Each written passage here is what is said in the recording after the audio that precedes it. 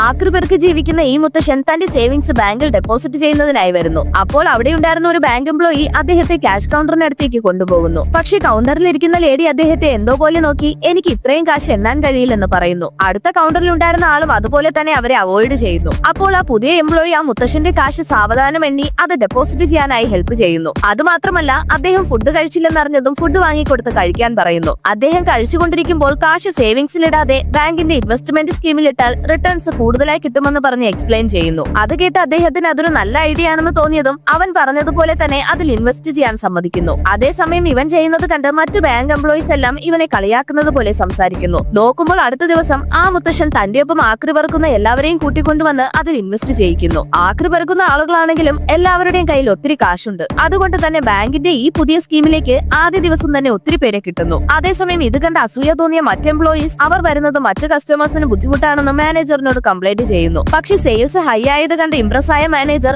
എല്ലാ കസ്റ്റമേഴ്സും നമുക്ക് ഒരുപോലെയാണെന്ന് പറഞ്ഞ് മറ്റ് എംപ്ലോയീസിനെ സൈലന്റ് ആക്കുന്നു. അത് മാത്രമല്ല ആ പുതിയ എംപ്ലോയിക്ക് പ്രൊമോഷനും കൊടുക്കുന്നു.